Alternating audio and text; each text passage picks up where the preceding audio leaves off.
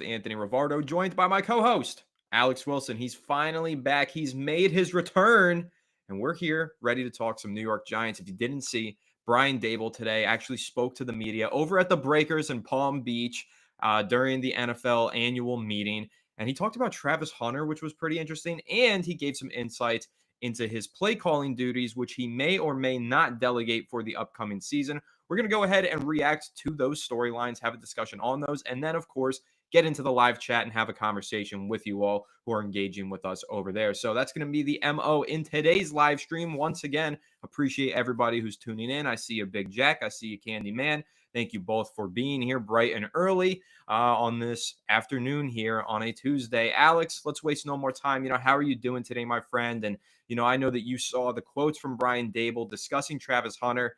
I'm sure that got you excited. It got me real giddy. But, what are your thoughts on that? Well, Josh Giddy, eh? But yes, Anthony, I am back and fully alive. Just moved out of my apartment. If you guys have ever moved before, absolutely horrible. A horrible experience moving out of an apartment. Do not recommend it, or a house. Either way, I know, Anthony, you've moved a couple times. You can also suggest the same. But yeah, Brian Daboll and Joe Shane at the owners' meetings and talking about the future. And I thought it was interesting. There was some really interesting quotes that came out of those two kind of media sessions and a lot to talk about. I think that there was some tipping of the hand a little bit here. I do think that when it comes to Travis Hunter, what Joe Shane said, what Brian Daboll said, they're really encouraging in terms of their approach to this draft class. And, Anthony, you and I have been in the same boat here. If they do not feel that a quarterback is there that they are fully convicted in, they're going to take the best player available. And in that instance, we're assuming that Abdul Carter goes second overall. The best player on the board is Travis Hunter, and it's not even remotely close. I will say this, like Shadur Sanders, I don't think that there are going to be many teams that have full 100% conviction in Shadur Sanders. He doesn't have like all these elite traits. I don't really see, him coming to the NFL and being like a Caleb Williams or Jaden Daniels or Drake May type of prospect. Those guys, even the Giants didn't want to give up the farm for Drake May, and maybe they tried, but I don't think they're willing to trade up everything to get him. I don't think Sanders is even remotely close to the prospect that Drake May was. So I don't think they have 100% full conviction. I just think he's the only guy available at third overall. That's, even in the conversation at third overall. So I think Travis Hunter does make the most sense. And I do know from a Giants perspective, from what Joe Shane was saying and his emotional responses to some of these questions, saying, we're open to everything. We're open to all different positions. We're not pigeonholing ourselves. We added these quarterbacks with the intention of having options, of going into this draft and saying we don't have to take a quarterback if we don't want to. Now, we also know, Anthony, that Mike Barganzi, the Titans general manager, and Joe Shane were seen talking a little bit on the side, have a little lunch together, a little lunch date, talking about first overall pick maybe. I doubt it. I think that Joe Shane's probably just catching up, seeing what's going on and saying, hey, what's your opinion right now? What are you guys up to? How are you guys feeling? We're still interested, but we know you guys are pretty locked in at the moment. Let us know if anything changes. Just trying to keep tabs, keep their hat in the ring. But Brian Daboll talking about Travis Hunter, I was pretty encouraged. Now, we heard from Dan Duggan of The Athletic. They feel that Travis Hunter is a cornerback. We don't necessarily know that to be entirely true, but the interesting reason why they think he's a cornerback is because to play cornerback at the NFL level, they feel as though Hunter needs to be in the defensive meeting rooms every day. He has to be in those defensive meetings because you cannot learn the scheme and the system and all the tendencies without being in that room. But he can go and play receiver and run the routes and be a simple player that in that facet a lot faster, a lot easier than the defensive alignment. So they feel that he needs to be in the cornerback room all the time, and then maybe they'll sprinkle him in at receiver, which seems like a possibility. What are you thinking right now on that front? How the Giants might feel about Hunter and kind of how Brian Daboll broke it down. He seems to love him, and I think that everyone does. There's no doubting that fact.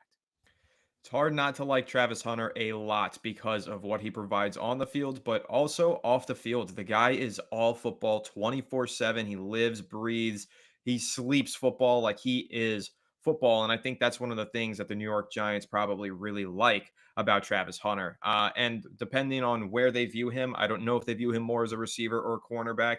I know that Dan Duggan said that he has heard that maybe they view him more as a cornerback. Who knows? I don't think we're going to get that information anytime soon. Probably not until they draft the kid, if they do. But, speaking to what Daboll had to say about Travis Hunter, he called him dynamic and he pretty much said what everybody else says about him. And he honestly opened up a little bit more on Travis Hunter than I really thought that he would, Alex. And that was my main takeaway with this. The fact that Daboll was even willing to have a discussion on a specific prospect. First of all, it's pretty unlike Daboll, a little bit unusual for him.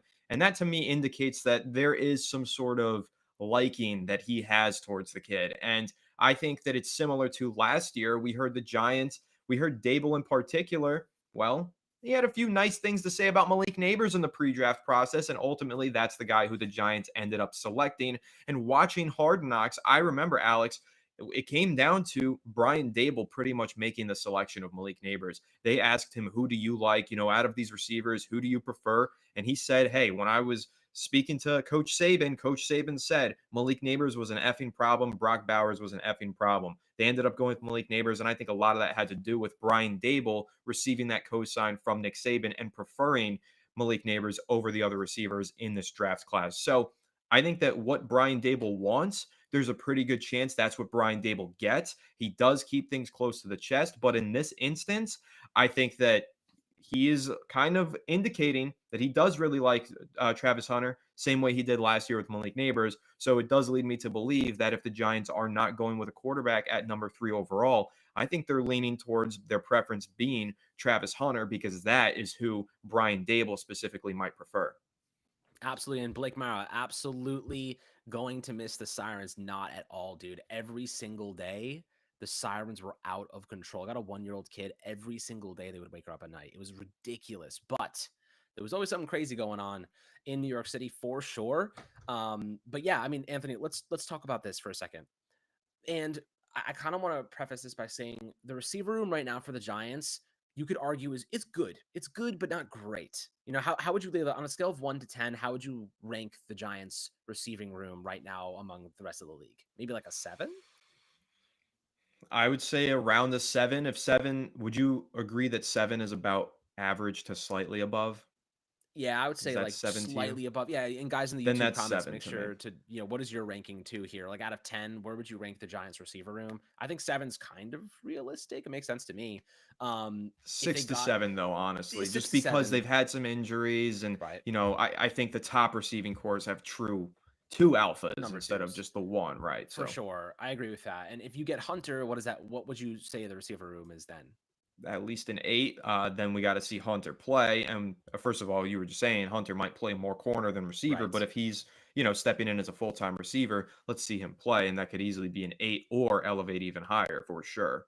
Right. So, what would you say is aside from the offensive line, like I mean, I guess that's like a good portion of it, but for a young quarterback, what do you think is like the most important thing that they have in terms of like building confidence and like really stepping into a situation that they can grow and they're not set back by any possible weaknesses on the roster? Weaponry, absolutely. Elite playmakers surrounding them. That always helps a rookie quarterback get acclimated to the NFL level way easier. So I think that it's super crucial. Yeah, they've got Malik Neighbors. That's a superstar. That's great. But how about another one of those guys? Another elite receiver slash playmaker. That will make life a lot easier for a rookie. Okay. Yeah. So I think that makes a lot of sense. And the offensive line, obviously, heavily invested in so far. I would kind of sit here and say if the Giants got Travis Hunter and their offensive line's solid, improving, they have money to spend because now, you're turning the page and maybe you draft a young quarterback, maybe a developmental guy. And I want to talk about a couple developmental guys, not Jackson Dart. We've talked about him a lot, but some other ones. Notably, I want to focus in on Jalen Milrow in this episode because I know a lot of people love him. And I want to talk about him for a minute, in a couple minutes. But Anthony, if you drop a young quarterback into a situation where you have Travis Hunter and he's a receiver in this instance, you have Malik Neighbors, you have Theo Johnson, you have Tyrone Tracy, plus maybe another running back in this draft class. You'd love Trevor Etienne. You have Wandale still. Assuming we'll see what happens if he gets extended next year. You have Darius Slade now on a 3-year contract. That is exactly what you want, right? You have a really good foundation. You have the pillars, 2 elite playmakers. You have a good deep threat in Slayton, who's a good veteran, good solid WR3, like low end WR2. So he can step up into that role if need be, if any injuries happen. Theo Johnson's a good up and coming tight end. I see a future for him, a good one in the NFL. He's got a lot of good size and speed. Tyron Tracy's obviously a budding running back, really good, very cost efficient, 5th round pick, an offensive line that is taking steps forward. We saw it last year, the glimpses of it. Would you argue that that is the perfect scenario to drop a young quarterback into? Well, are you asking me this under the guise of talking about Jalen Milrow or about somebody else, just more generally? I would say whether it be a 2026 move or a developmental player, you could argue too. I mean, either way, it's the Okay. foundation built up for it. The foundation, yeah, I said this actually on the Giants Collective podcast. This is the term that I used, Alex, idiot proof. I don't see, if you've got Travis Hunter out there, Malik Neighbors out there, yes, the offensive line still has some question marks, but you've also got Tyrone Tracy in a decent running game. Russell Wilson, how does he mess it up with that offense? How does he not squeak at least 6 to 7 wins out of that offense with Malik Neighbors, Travis Hunter, Darius Slayton, Wandale Robinson? That offense is as close to idiot proof as it can be. No, it's not Jamar Chase and T. Higgins, but in terms of a first and second year wide receiver combination, I don't know how much better it can get than Malik Neighbors and Travis Hunter. And we're talking about a third year Malik Neighbors and a second year Travis Hunter if we're talking about dropping a rookie quarterback into the mix in 2026. So, yeah, it would be a perfect foundation. Obviously, more talent needs to be added to the O line, but also keep in mind, Alex, if we're talking about dropping a quarterback into the situation, a rookie in 2026, we're talking about having next offseason / free agency to add even more talent to the offensive line and other areas as well. So I think that it would be a great foundation. Travis Hunter gives you a lot of instant, immediate impact, but he also gives you that long term solution to giving your offense just an absolute boost for years and years to come with his dynamic playmaking ability. Right. So yeah, I do agree with you. Right. So look, I'm going to pretend I'm a GM for a second. Pretend I'm Joe Shane and pretend I'm Brian Dable.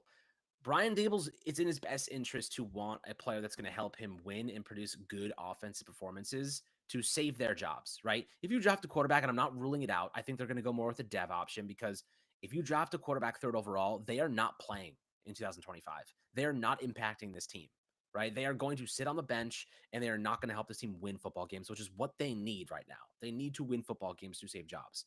So what I would argue, and if I was GM right now and if I was Joe Shane, what I want to see, and it could be Abdul Carter, and I'm totally fine with that because he's going to help you win games. He's going to help create that identity that we've lacked for so long, and really make these trenches elite. And you go up against the Eagles, you want to have to beat some of the best offensive lines. That's how you're going to do it. So, like, yeah, cool with Carter too.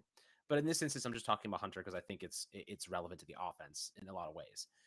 If you have an offense and you have Malik Neighbors and you have Travis Hunter, you have two receivers on 5-year contracts. Well, Neighbors obviously has played a year, so we're talking about 4 years of cost control play from Neighbors, 5 years of cost control play on Travis Hunter. Now, let me lay this out to you financially and how this is going to set the Giants up for sustainable success for a very freaking long time, right? You could say to yourself, okay, well, we have two receivers, and by the way, receivers of that caliber, assuming that Hunter reaches his potential, are getting paid $30+ million per season these days.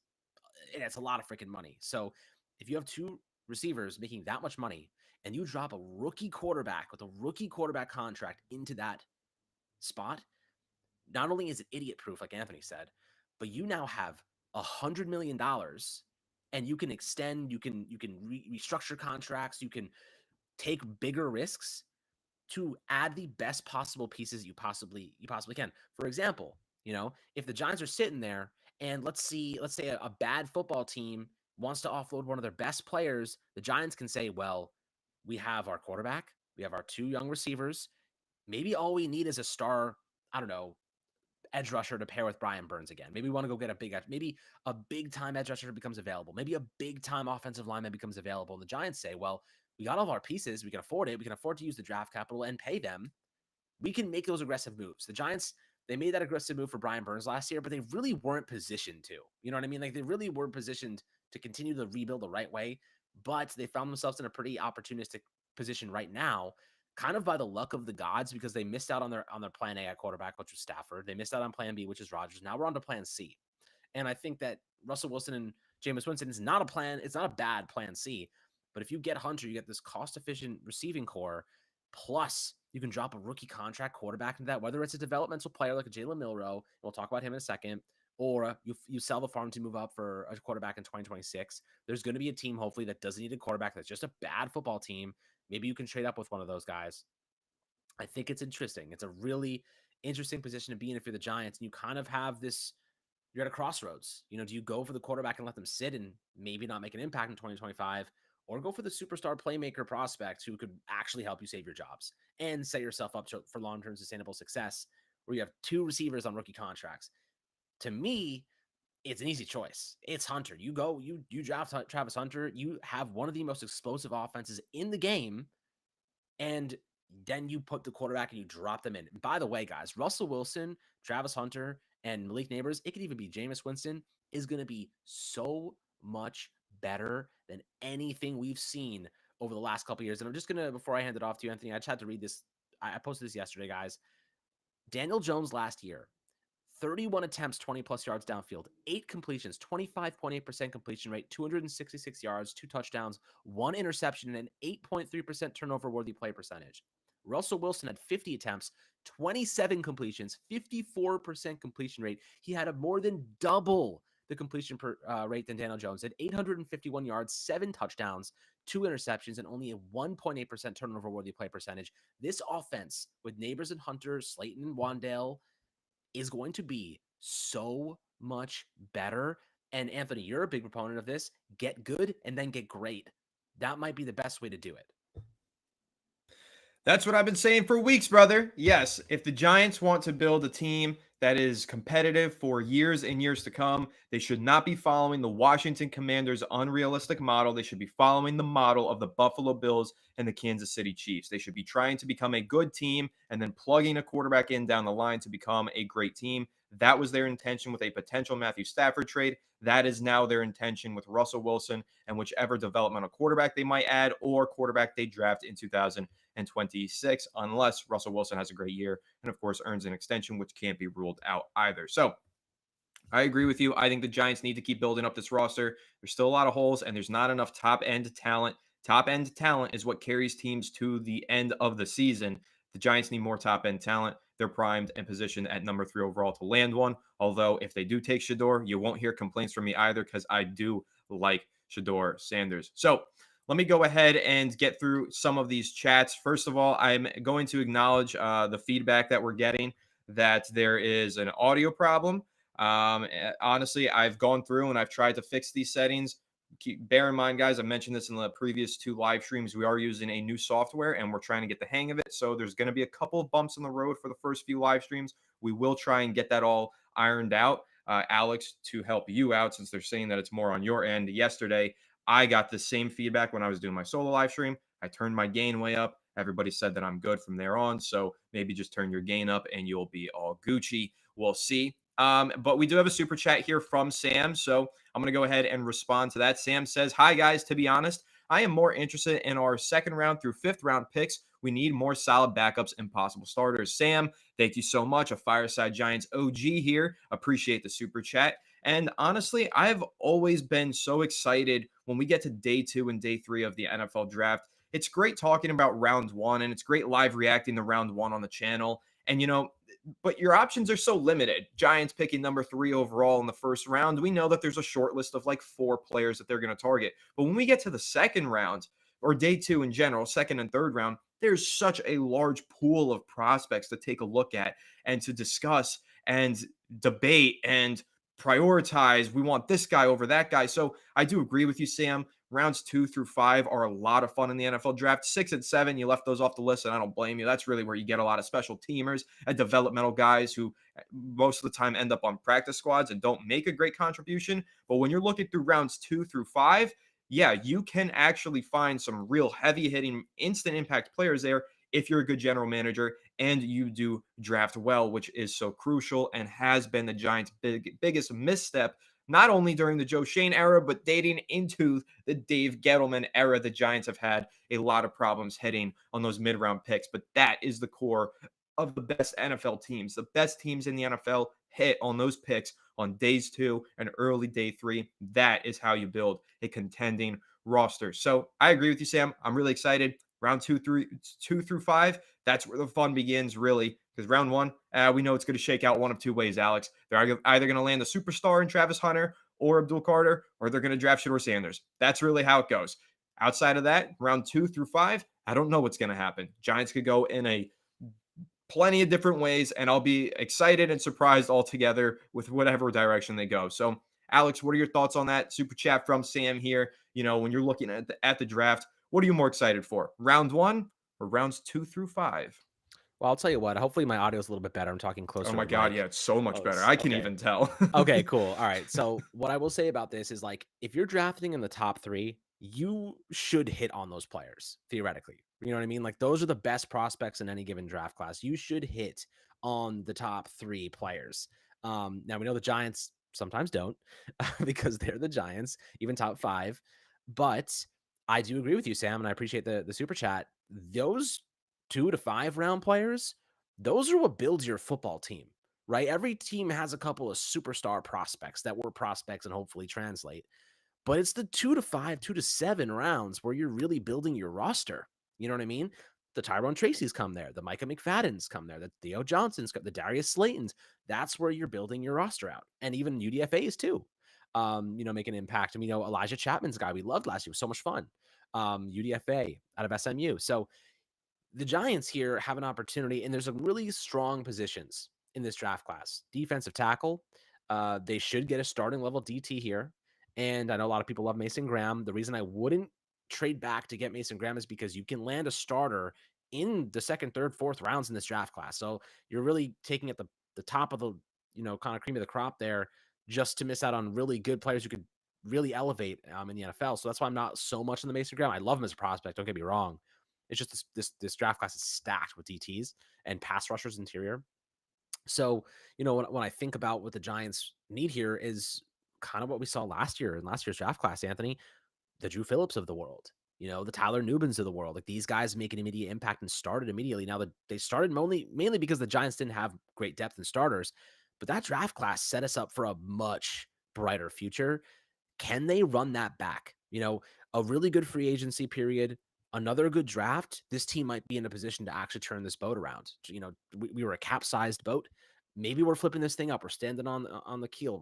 We're flipping this thing right side up, and the gust in the wind is coming in right now. Can we take off? Can we pick up that gust? Can we get the boat in the right shape? That's kind of what I'm seeing right now. Right now, we're halfway up. We don't have the quarterback.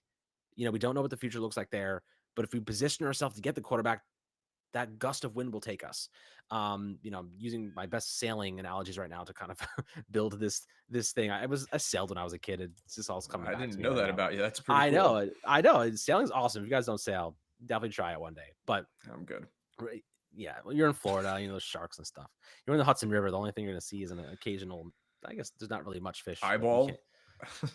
It's not like that crazy. I mean, they do have charts though that say you can't eat these fish because they are mercury ridden.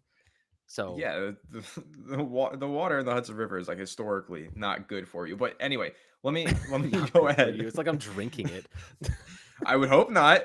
Anyway, let me respond to some things you said there. I absolutely do agree with you. Listen, when you're building a roster, like I was saying, and like you're saying, the Darius Slaytons of the world, the Mike McFadden's of the world, the guys that you mentioned, the Wandale Robinson was a second round draft pick. Hitting on those rounds 2 through 5 draft picks are where you build a good team. Look at the Eagles, look at the Commanders. Those are the spots. That is how you build a solid playoff contending roster. So the Giants this year, listen, this is a strong draft class, Alex. A lot of people feel like this isn't a strong draft class. Those are the people who only look at the first round of the draft. The first round of the draft is not nearly as strong as the first round of last year's draft. That is an objective truth.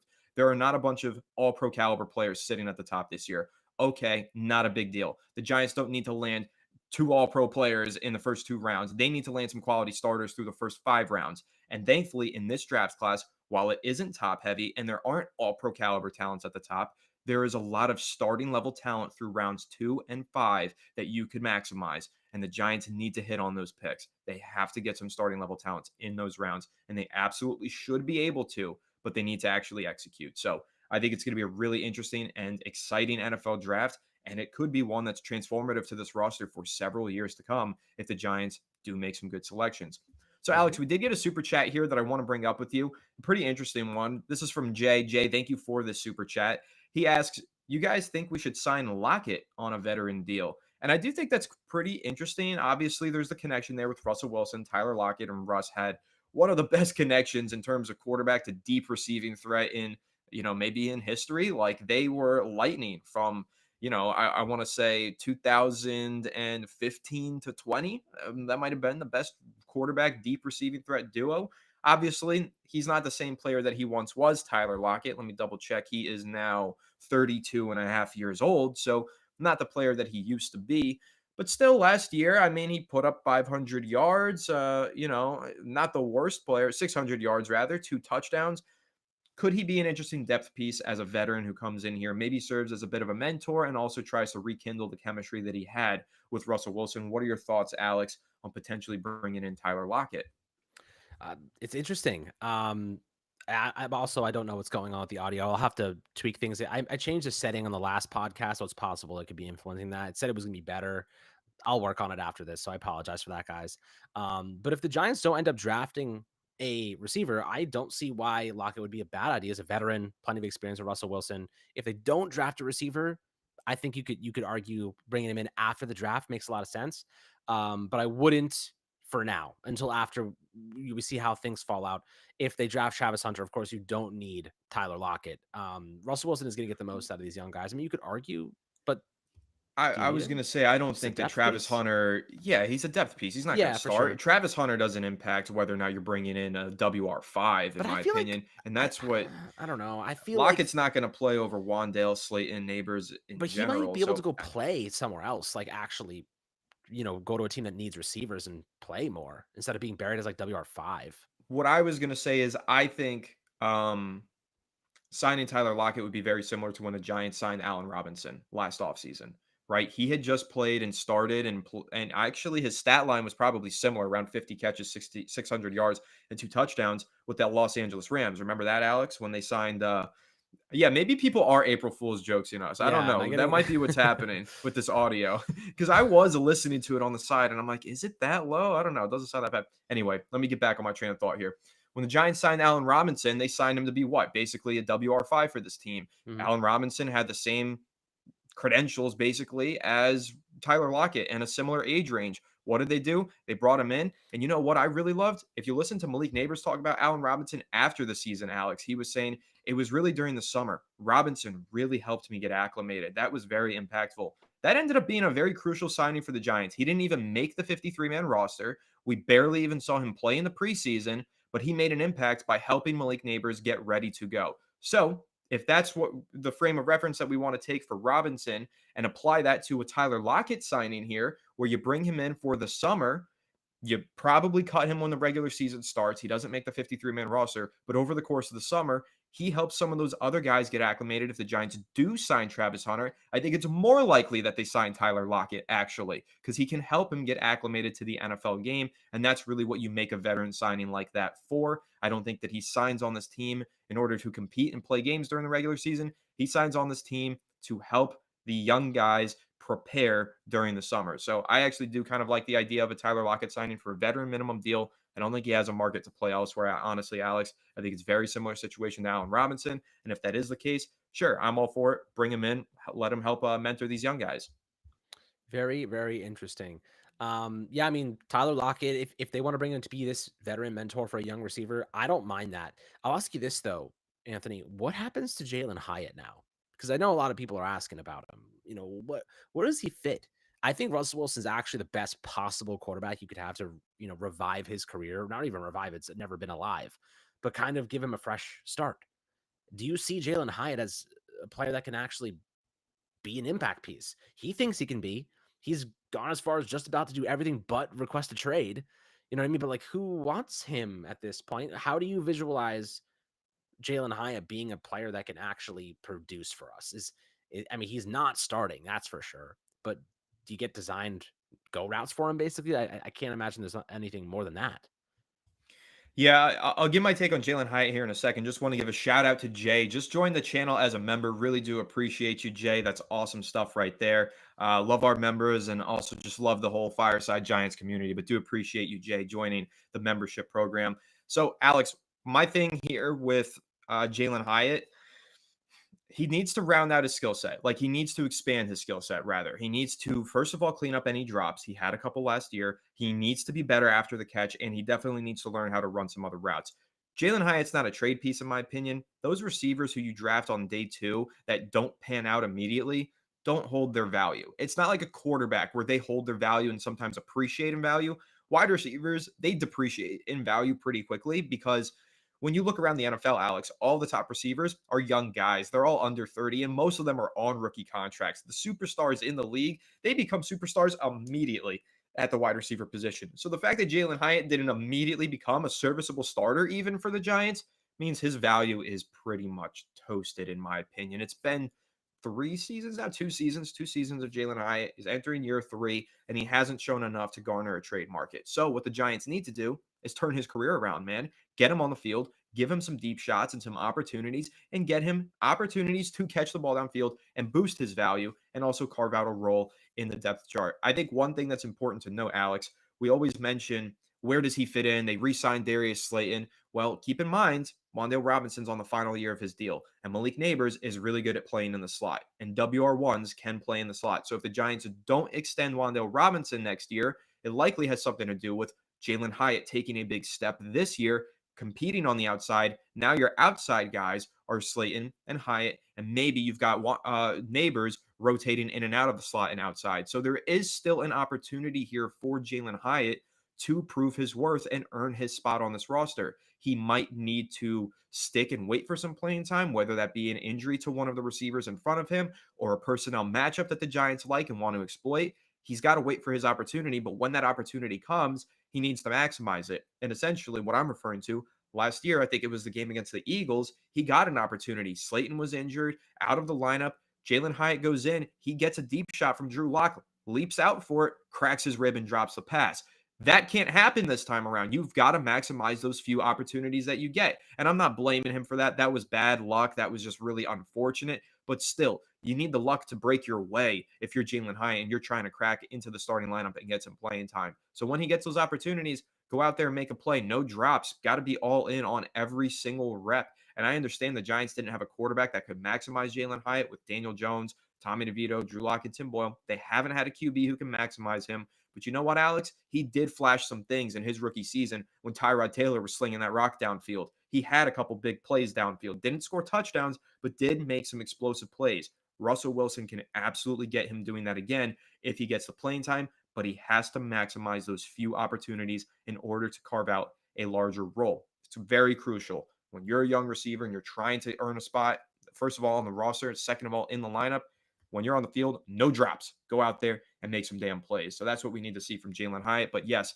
I do see an avenue where he can be a starter at some point in this offense. It's just going to take a few things breaking his way and Russell Wilson dropping the bucket or dropping the ball in the bucket. So we do have another super chat in here, Alex, unless you had something else to add there on Jalen Hyatt. Just 5 seconds. Go steal some of the concepts that the Lions use for Jameson Williams. That's what I would say. Yeah, I mean, I don't know if he's the same caliber player. He's Jameson not. Williams. No. He's not. He's not No, even I close. know. But for a guy that can run really fast in a straight line, Lions know how to maximize Jameson Williams' straight line speed and do it very well. Like if that is his one trick, go take those plays and apply them. You know what I mean? Like that's what I would say. I do agree with you, and I think that's a perfect example because I don't think that the Lions do just ask Jameson Williams to run in a straight line. You know, you said that there, but I think a lot of what makes Jameson Williams so deadly in that offense, they ask him to run a lot of deep crossers. They get on the move. They do these crazy play action flea flickers where, hey, all of a sudden, where's Jameson Williams? Oh, he's 50 yards downfield. Just throw it out there. He'll catch it. They are really creative with the way that they use their speedy burners in that offense. So yeah, I mean, all offenses should be trying to take some concepts from that Detroit Lions playbook last year because Ben Johnson was cooking up some Gordon Ramsay chef-style offensive play calling last year. All right, so we got a super chat in here from Bear315. Appreciate you, Bear, once again for another super chat and for being here in this live stream. He asks, if we draft Hunter, who benefits most for a wide receiver 3 and having Wilson as our quarterback. So, who benefits most for a wide receiver three? Having Wilson as our quarterback. So, I think that Travis Hunter is going to have a trickle down effect on all of the playmakers because it's just going to open up the offense.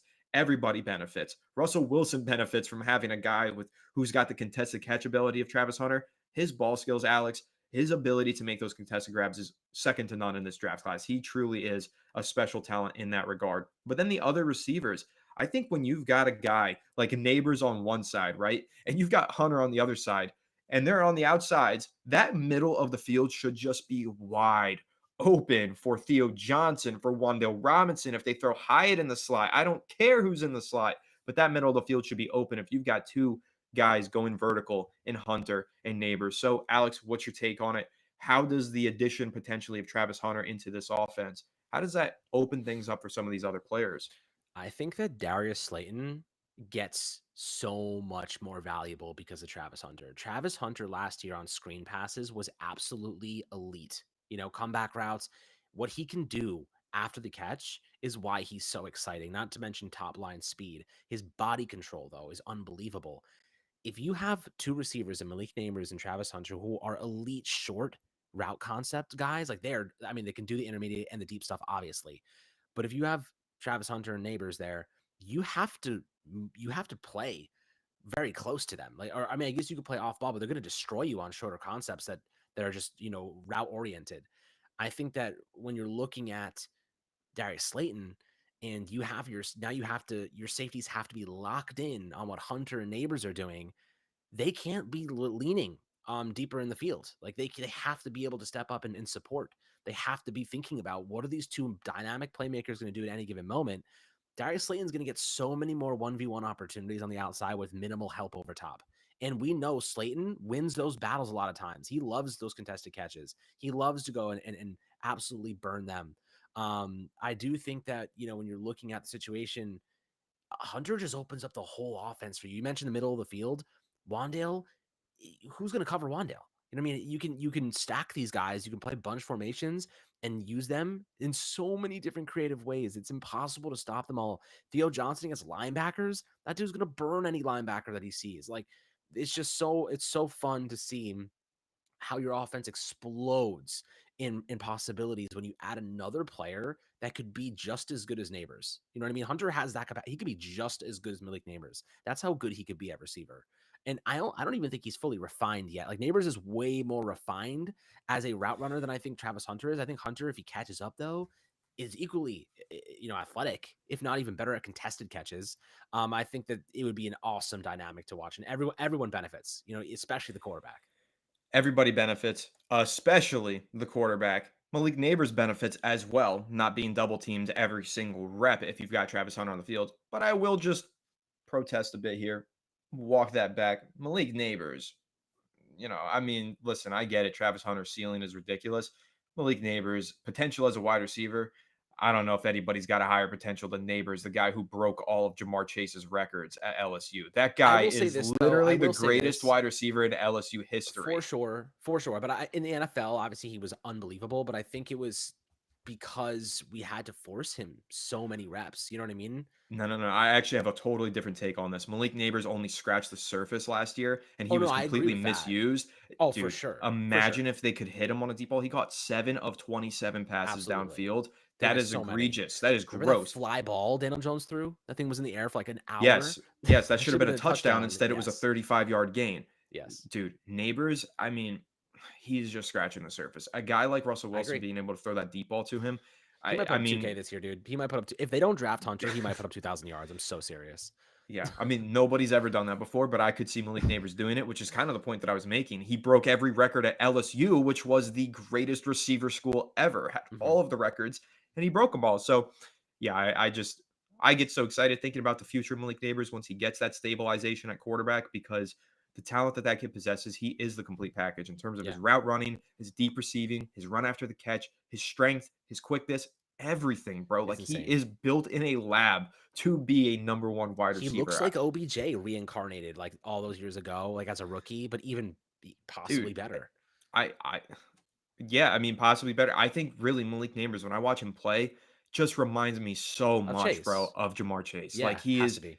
the same 40-yard The way time, he the same moves. height, the same weight, the same agility times. Like everything at the combine was like identical to Jamar Chase. And then the way that he plays, like, bro, it's Mhm. so exciting. And you I'll tell just you got to what get a though, quarterback that can maximize that. And I would also, rather have. before you Okay, go, go ahead. little bulldozer, we love you too. The bulldozer. Love you guys. Love you too, bro. I'll tell you what though, I would rather have two receivers that crack 1,000 yards than one receiver that cracks 2,000. You know what I mean? Like I think Yeah. that's so. I'm not to argue. It's not an argument. What I'm trying to say is a balanced offense is always going to be more productive than a one trick, like a one horse show. You know what I mean? So I think that the Giants having more than enough weapons and not paying them, right? They're on rookie contracts, is going to open up the world because their defense has a lot of talent, right? Like they have Dexter Lawrence, Brian Burns, Paulson and Debo, Javon Holland, and they Yeah. have draft picks still. If you add Travis Hunter Neighbors, you are now just only missing the quarterback. That's the only thing you're missing. You will find that player if that's the only thing you're missing, I think.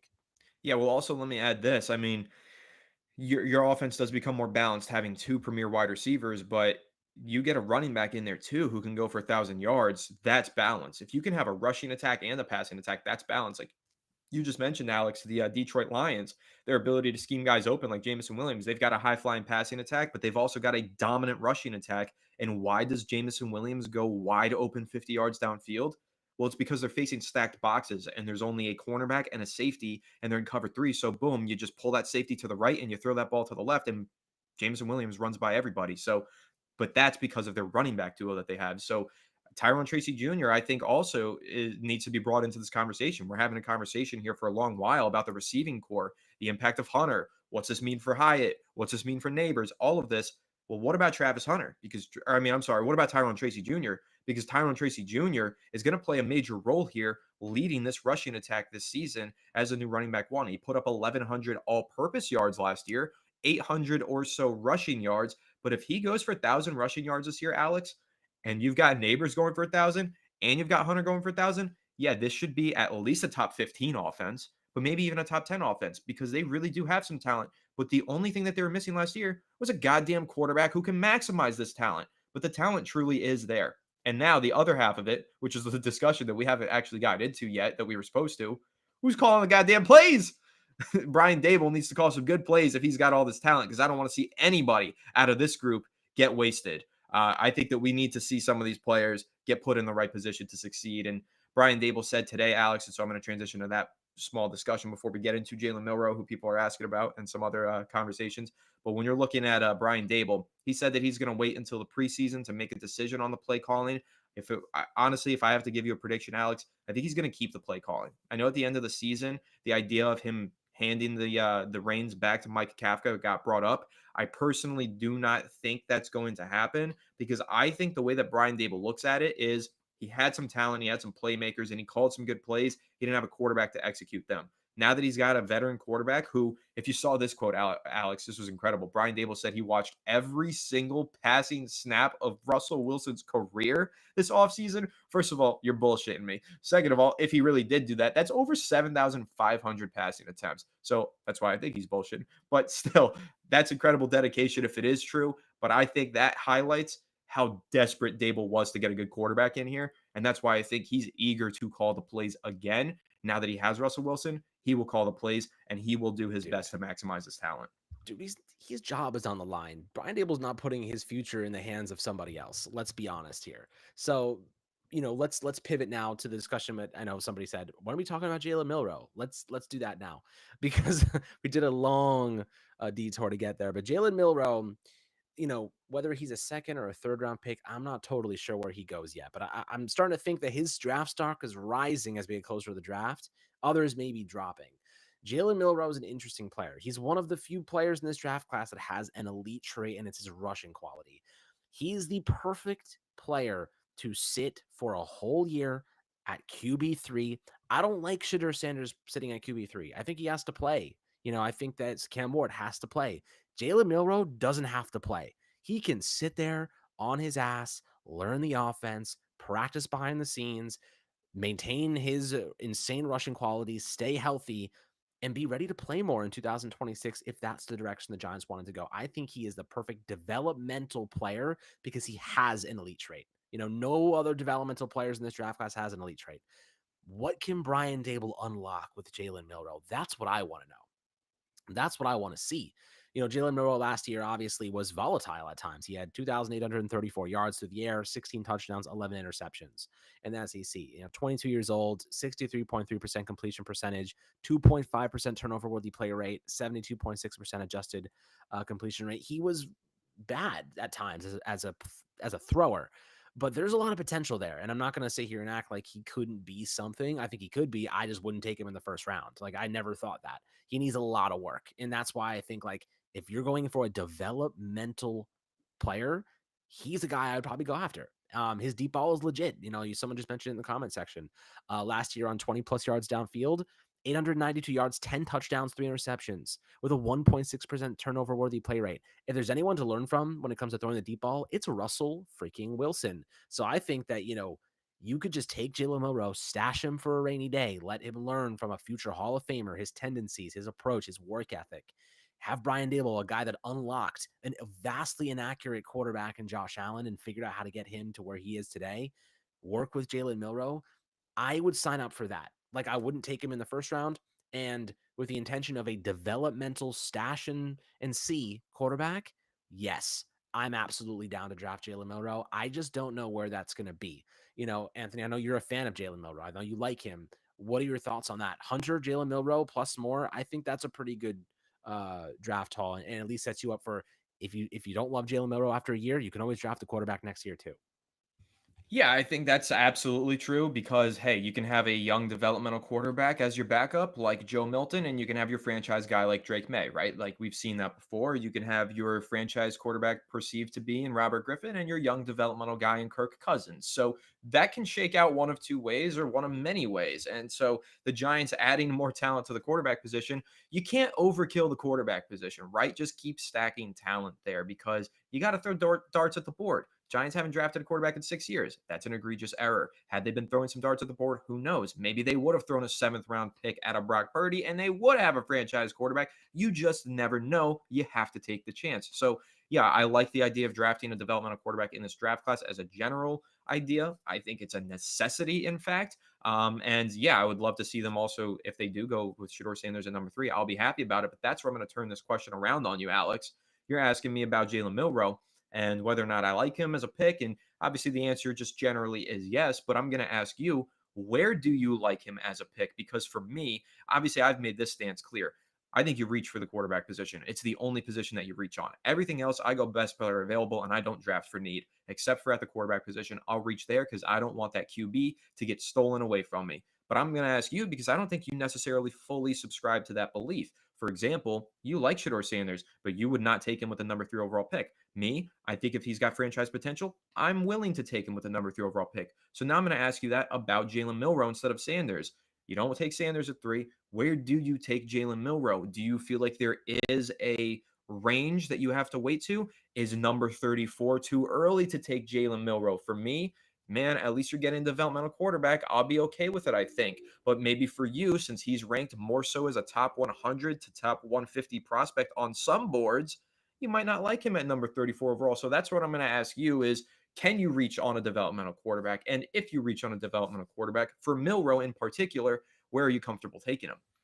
It's a really good question. And before I start, Brad, really appreciate the kind words. I know you're going to watch the whole podcast later, but really, really nice to say. And we obviously are here to make sure everything is smooth and hopefully audio is good as always, and bring you guys some Giants content as we approach the draft in a couple of weeks. But listen, I think my answer to your question is this: when it comes to Jalen Milroe, where would I pick him?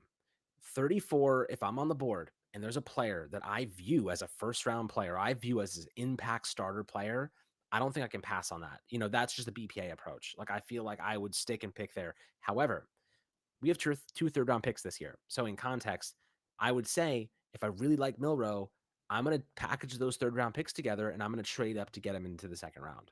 That's probably would be my alternative. If there's a player I really love at 34, I'm sticking and picking at 34. If there's a player I really, or is it 35, 34, whatever it is, if I really like, no, it is 34. You're right. So if there is a player I really like, though, like Jalen Milrow, and I have those 2 third-round picks, that extra weapon, that extra Xavier McKinney third-round pick we didn't think was going to be a third. We thought it was going to be a fourth rounder. You can package those together, move into the back of the second round, and get Jalen Milrow. I think that that's what I would do. Is it risky? Yes. But I'm also not willing to pass on a player I think could start on day one and be a impact piece and be a starter at defensive tackle at wherever the Giants feel he's going to fit. If they like someone there, I'm taking that player instead of developmental quarterback. I will be willing to trade back up into the second to get him, though, if need be. That's fair enough. And I think that's, I always say this phrase, there's so many different ways to slice an apple, no one true way. So I think that's one of the interesting takes and perspectives to have there. But I want to ask you a more general question about backup and developmental quarterbacks here, Alex. Would you rather from your developmental quarterback, you want a guy who's got a limitless ceiling, and obviously that's Jalen Milrow. But if you remember years ago, wasn't that Tyree Jackson who eventually ended up being a tight end for the New York Giants? So do you prefer your backup slash developmental late round pick quarterbacks to be limitless ceilings? Or do you want a guy who you think, well, there's a good chance this guy starts some games in his career and probably plays well, but probably doesn't win a Super Bowl? What do you prefer out of your developmental late round shot at a quarterback? It's a good question. I'm of the unlimited ceiling perspective because, well, it's hard to say though, because you look at the system. The Giants don't have an identity on offense right now. Their identity is neighbors. Aside from that, though, it is to be determined. You look at the 49ers, though, they have an identity. It's their ground game. They run the ball well. Brock Purdy was not a limitless ceiling quarterback when he was entering the NFL. You know what I mean? Everyone saw him as massive limitations.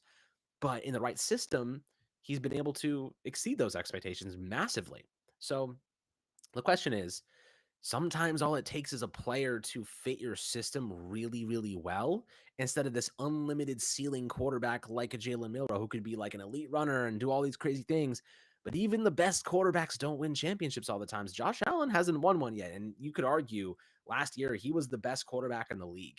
You know what I mean? Sometimes it's about the discipline, the fit, everything around them. Mahomes floundered in the Super Bowl because his offensive line fell apart. Sometimes it's about the team and not just about the player. So it's a loaded question. I actually don't think there's a right answer. I don't think that there is. You could say I can't sit here and tell you like you go for the unlimited ceiling because sometimes the guy with a really big IQ that has a cap ceiling but is specific to a system and fits a role really well.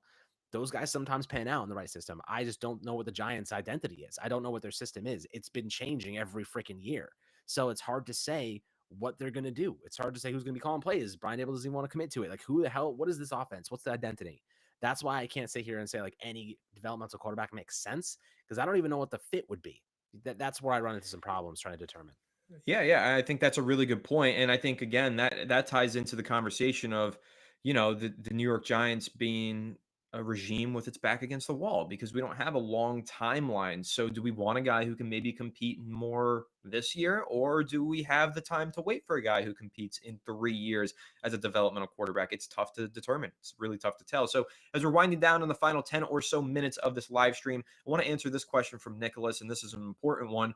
Will you guys do a draft watch party for the first round? Yes, absolutely. I 100% will be live prior to the start of the first round on that Thursday night, all the way through to the end of the first round on that Thursday night. And I'm not saying through the end of the Giants making their selection. I plan on being live for the entirety of the first round because we know that the NFL draft is crazy and the Giants could trade right back up into the end of the first round. And I don't want to miss that. And I don't want you guys to miss my live, genuine reaction to that. So the plan is for me to be live for the entirety of the first round of the draft. And I can't wait for that. It's like my favorite night of the year on this channel every year. I just sit in here with like 1,000 of you for like 4 hours just talking football. What's better than that, Alex? That's why I love what I do so much. That's why we're living the dream here on Fireside Giants. But I'll say one last thing on your developmental quarterback thing and the question that I asked you.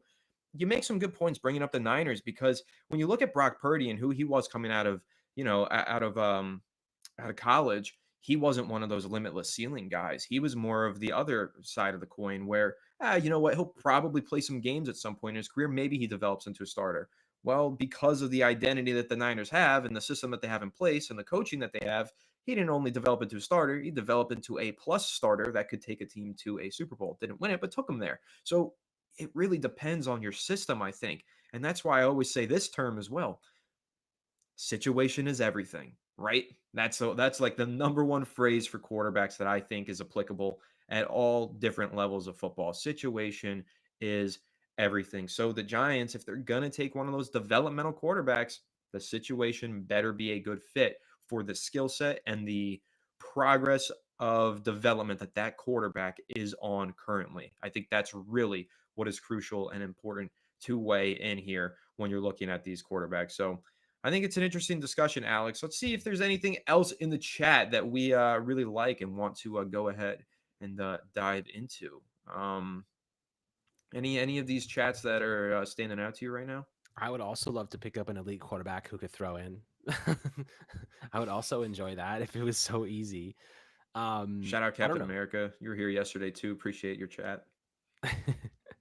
I don't know, man. It's this offense has a chance to be pretty balanced and at least improve quite substantially. I just don't trust the coaching staff yet. Like I know Brian Daboll has the mind for it. I know he has the scheme for it. We saw glimpses of it last year, which is held back by poor quarterback play. This is going to be a much better offense, guys. Like I would bet a lot that it's going to be a better offense. And I think Russell Wilson is, yeah, he's not what he was, but don't get it twisted. Like he is so much better than Daniel Jones. It's not even remotely close. Jameis Winston is better than Daniel Jones. You know, like the only reason he got a 14 mil deal is because the Colts wanted to lock him in to compete and push Anthony Richardson and like say, Richardson, buddy, like you're going to lose your job. You know, put him on blast. So I don't know. And Paul C is he's only 26 years old, so who knows? But you know, the Giants, there's a light there at the end of the tunnel, Anthony. It's just a small glimpse of hope that I can see, and I'm so happy to see it because I know guys like you and all of us and Anthony and I at the podcast, we have been dying for an opportunity to see a glimpse of hope, just a small glimmer of light at the end of this tunnel. That's all we need to be optimistic. That's all we need to be excited. I think we've been pretty optimistic recently, Anthony. I think you guys in the chat probably are thinking the same. Wow, they've been pretty happy lately, and I think that's because like I see a couple avenues here where we could get out of this funk. We could escape it, but they have to kill this draft. And the best way to kill this draft, Anthony, is taking a player who they know has the highest probability of being an absolute superstar. Travis Hunter or Abdul Carter are those guys. The highest probability, and assuming Cam Ward's not available, the highest probability of hitting on this draft. And look, last year's draft class, Anthony, was a win, not because they hit on everybody, because Neighbors was a freaking monster. They won that draft class because of Neighbors. You get Travis Hunter, he's going to likely be a monster. And everyone will remember that. And at least you got a piece that is going to change your team for the better long term. They cannot risk taking a player they don't have conviction in. That's why I'm not fully sold on Sanders, because I don't have conviction in him as a third overall pick, as being that valuable. And he's the only option. I think a lot of people convince themselves because he's the only option, it's the right choice. I think, and look, it's just when you only have one option and the Giants have a huge need, you run into some problems trying to justify it. So I don't know, man. That's just how I feel about Sanders. I'm taking the best player in this draft because the truth of the matter is Travis Hunter is going to change your team for the better. He is that good. And a couple different positions too. So we'll see how things go. But the draft is going to be fun, and so far it does seem like the Giants are open to doing a lot of different things, and especially going BPA. Yeah, and I think you make some good points there. And one of the points that I've made before that I'm just going to add on to what you said, it's a lot easier, I think, for Joe Shane if he drafts the offensive slash defensive slash both rookie of the year to go to John Mayer at the end of the year and say, hey, we only won 6 games, but it was a tough schedule. And look, I just drafted this all pro talent. Now let me go get my quarterback next year. It's totally possible that that's a selling point. So we do have the last super chat in here before we wrap up the stream, unless somebody hits a buzzer beater between now and then. But we do have this last one here from Jeff Whitfield. Jeff, thank you so much for the super chat. The question from Jeff is, we have taken BPA since Barkley, took BPA with Neighbors over Penix, Nix, and JJ, still picking at 3. If Shador is there at 3 and they don't take a shot, we're the definition of insanity. I think that's an interesting take. I don't necessarily think you're wrong that the Giants have gone BPA in the first rounds, but I also don't think it's been every single year because well, I think that 2022 with Neal and Thibodeau, you could argue that both of those were BPA. They just happened to both be needs for the Giants. And I think that obviously the Barkley selection was a BPA pick, but 2019, the following year, Daniel Jones was not the BPA pick at all. And so that would actually be probably a stronger argument doing that again, reaching on a quarterback because of the way that Daniel Jones failed here and had a domino effect on many other poor roster construction decisions. Taking the reach at the quarterback again might be the definition of insanity because that's what the Giants did in 2019 that had this domino effect. Plus, also in that draft, Dexter Lawrence was a BPA pick, which was a good pick, but then they traded up into the back end of the first round, which I think a lot of people forget, and they reached on a need in DeAndre Baker at cornerback. So I do think that it's important to look at that from both angles. Maybe it's I get where you're coming from, Jeff. I do, but in this instance, I think that you can make more of an argument that this would be a reach for need repeat insanity thing. Alex, what's your take on that super chat? Well, either way, thank you for the super chat, Jeff. Really means a lot to us. And look, I get your perspective for real. We go BPA. Sometimes you don't get the players you want, and sometimes they're not that good.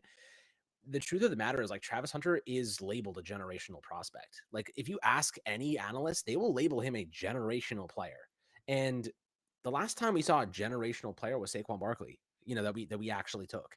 And Saquon Barkley just put together one of the best running back performances we've ever seen. We just had a terrible offensive line and terrible offense and terrible scheme that for years that just killed him. If you get Travis Hunter and you have a good offense, and I think Brian Dable's a good play caller, he just had to tear out half his playbook because the quarterbacks were so bad. Russell Wilson is so much better. This offense is going to be more than competent, in my opinion. I'm curious to see what their identity is going to be. Um, is it the deep shots? Is it the deep balls? Is it the screen game? Whatever it might be. Could be a whole different variety of things. But having two young dynamic receivers is awesome. I don't think that, in this instance it's the same thing because last year I think the Giants went with the best player on the board because they didn't have full conviction in Penix, they didn't have full conviction in Bo Nix, and they didn't have full conviction in JJ McCarthy. If they had full 100% conviction, I think they would have taken one. And Anthony, let me use this take. I think this is a pretty good take actually. If they didn't have full conviction in those three quarterbacks who are all better prospects than Shadur Sanders, I cannot sit here and convince myself that they have conviction in Shadur Sanders at third overall. If they didn't have a conviction in any of those guys at seventh overall. So that's Well, kind of how I see it. And now we're being pigeonholed to taking a quarterback when they didn't have conviction in better prospects last year. That's concerning to me. That's a dying shot. You know what I mean? That concerns me. So that's all. I'll leave it to that. Well, that is the reason they signed Russell Wilson because now they have options. They don't need to take a quarterback that they don't have conviction. And maybe they do have conviction, though, in Shador Sanders. And if they do, then I'll welcome him because on the flip side of the coin, yes, I'm kind of saying BPA makes sense. Maybe taking the quarterback at 3, reaching would be the definition of insanity instead, compared to what Jeff is saying. However, I think everybody knows my stance. When you've got the opportunity to draft a franchise quarterback, potential franchise quarterback, even if you don't have 100% conviction, I say you take him anyway if you have somewhat of a conviction, just because you reap the rewards and the benefits of getting a franchise quarterback. Everything else goes out of the window if you hit on that quarterback. So it's a complex argument. And obviously, we've had this discussion many times, Alex, and we're going to keep having it because we still got another 3-4 weeks until the NFL draft, which is what's going to make all of this so much fun and so exciting here. So we have a big super chat here from Pete. Pete Cho, thank you so much. He says, buzzer beater. Just wanted to say, love you guys. Keep up the good work. Pete, thank you so much. Drop the big 50 burger Thank on you, us Pete. at the buzzer. The Thank you, man. Pete. Means a lot to us and really helps out our channel. So much appreciated. Much love, Pete. Really, really appreciate it. You've been here for a minute. We're trying to do more live streams these days so we can be more interactive with you guys. And I'm so glad that everyone's being so interactive with us and giving us things to discuss and questions and thoughts and opinions because this is what we love to do. Talk about the Giants. And I know that we are going to be here, Anthony. I mean, we're not going anywhere. So we're going to be here through all the bad and hopefully a long period of good. If not great. And, experiencing, what Anthony and I experienced when we were just kids. I was just a kid when we saw those Super Bowls. If we could do that now, if we could experience that feeling now, it's going to make all this hard work, all these dog days, all this grinding so worth it one day. So, Pete, really appreciate you. All the rest of the fans in the chat, as always, much love. But yeah, like I see light at the end of the tunnel, and I really hope that we can reach it. Yeah, I'm finally optimistic because, hey, the New York Giants have a what? A quarterback? It's been so long. So yes, we are optimistic over the last few weeks because hey, we've got a better roster and a quarterback now. So we're gonna buy in. We're Giants fans, so we're gonna get that hope regardless. But giving us a quarterback, yeah, now we got some hope to play with on Fireside Giants. So we've got two last super chats that we're gonna get through before we call it a stream. Rob Travis said Carter is there. Do you take him and trade Tibbs? That's been a pretty popular conversation for Giants fans recently. Personally, Alex, I think you keep both of them. Like, let's say that the pick is let's say Hunter goes off the board at 2 to the Browns, and 3, it's Carter or Shador. First of all, I think actually in that case, the Giants might lean Shador, but that's another conversation for another day. If they do draft Carter, do you think that necessitates a trade of Thibodeau? Or, and this is where I stand, I think you just find a way to get both of them on the field. You can't have enough good pass rushers, whether you're going NASCAR like Steve Spagnuolo or whatever you want to do, just get both those guys on the field and create that dominant front seven that's helped us win Hmm. Super Bowls in the past. Yep. I'm going to use the word again, identity. That is an identity. You keep Tibbs in this instance because I don't think he's going to be that valuable. You know what I mean? Like maybe you get a fourth for Thibodeau. Like, is it worth that? You might as well keep him, have Abdul Carter rush straight up alongside Dexter Lawrence on third downs, and you can have him on the edge. You can get really creative with how you do things. Carter is one of those freak guys, and you've talked about it, Anthony. He can play all over the place. He can play inside, he can play outside, he can play DT if you wanted him to. He's strong as hell, and he's just cracking his ceiling. Not even the ceiling, his potential. We haven't even sniffed the potential there. You can get so creative and have so much fun with a defense. Imagine what Wink Martindale would have done with Abdul Carter, Brian Burns, Dexter Lawrence, and Kayvon Tibbet. It would have been crazy, all the crap that would have been going on and twists and turns and stunts. Obviously, he's no longer here, but Shane Bowen, buddy, if you can't figure it out with those guys, you should be fired. Like, you, embarrassment of riches. You know what I mean? So I don't think you necessarily have to trade Thibodeau. I think you just get exciting. You just get out there and you just get creative with this system. So I'm pretty excited to see if that was to happen, and I'm so fine with Abdul Carter as well if that was the direction they went in. Can't go wrong with either of those two guys, Hunter or Carter. And the last point that I'll make on Carter, he started as an off ball linebacker, transitioned to edge. So no matter what, there's a place for him on the football field. You move him to the edge, you move him to linebacker. Hey, he's big enough. You can move him on the interior as well. Guy is a Swiss Army knife on the defensive line. Play him anywhere in the front seven and he will make an impact. Thibodeau, not so much, probably just better suited to be on the edge, but that's okay because he's locked into the edge, opens up other opportunities and alignments for Carter. So I just think you get creative with it and you rely on a good coach to do a good job. And hopefully Shane Bowen can do that. Don't know if he can, though. We'll see. So last super chat that we have here from Mike G. Mike G also mentioned that he's going to see me tomorrow in the Bleacher Report live stream. Mike, I do appreciate you. And I appreciate everybody who tunes into those Bleacher Report live streams. The Fireside Giants live streams are near and dear to my heart because we get so many people in here and we get so much interaction and engagement. The Bleach Report ones are fun as well. And Mike, I do appreciate you tuning into those. I'll be live on there tomorrow, Wednesday night, 6 p.m. Eastern Standard Time. So hopefully I see some more of you guys that are in the chat right now over on Bleach Report. But Mike G says, "Sup, boys? Back again, Anthony. Appreciate you both. We appreciate you too, Mike G. Who do we want next to Dex if going the draft route? Recall wanting Nolan, but he won't make it to 34. I think that's an Ole Miss prospect, if I'm not mistaken. He's a really great pass rusher as well and a really good player. I like Tyleik Williams. That's my guy. Ohio State, absolute mauler against the run with a lot of pass rushing upside. But man, the way that guy anchors, Alex, I know you agree with me. The guy anchors like just he stops a tugboat in the middle of the running game, right? So I like Tyleik Williams. He's one of the guys. I know you like Darius Alexander out of Toledo as well.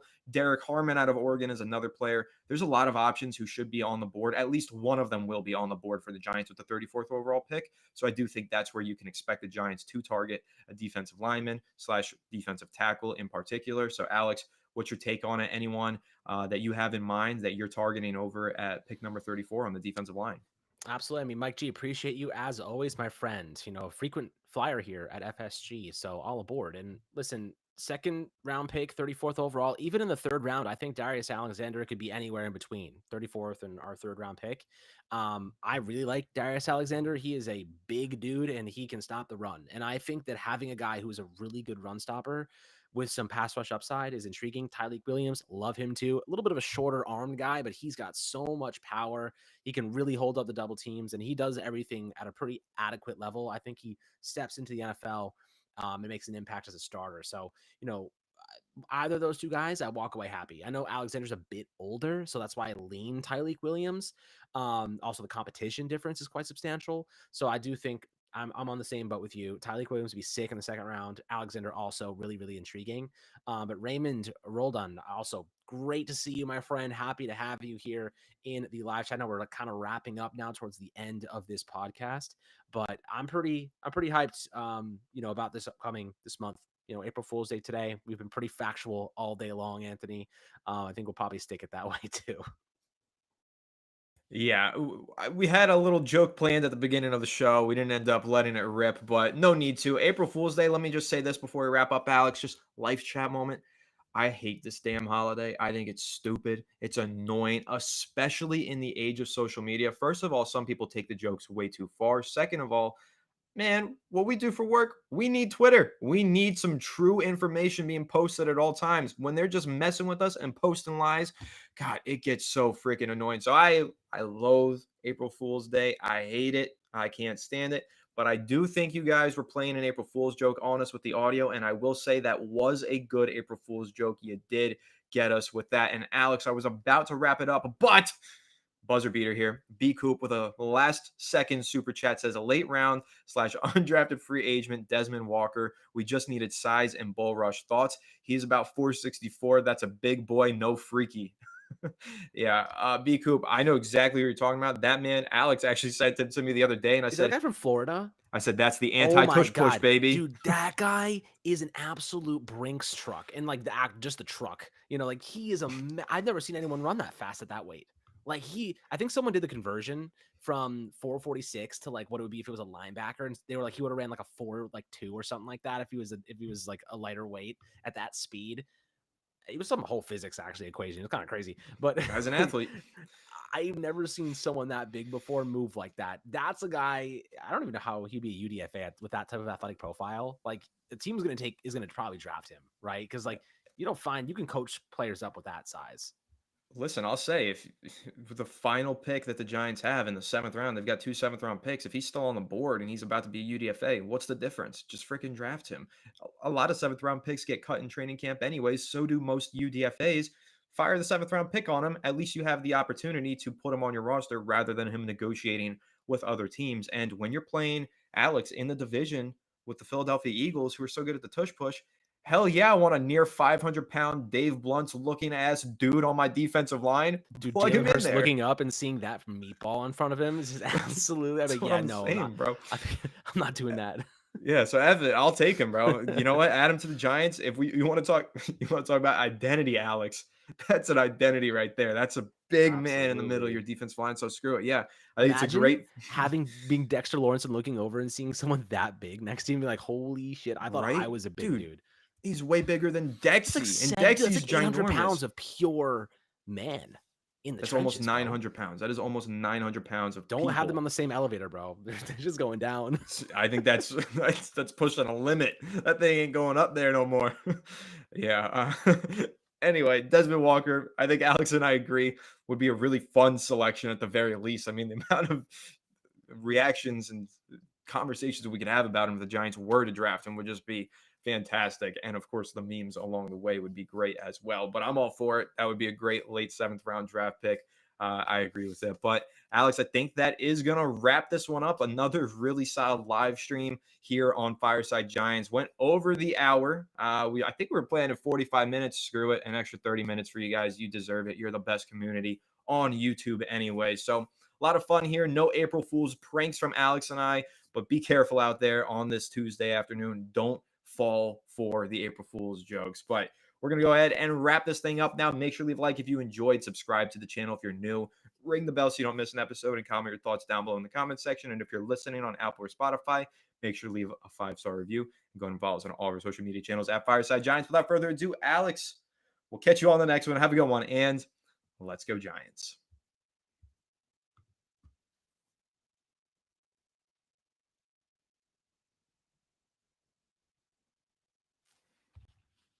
You're muted.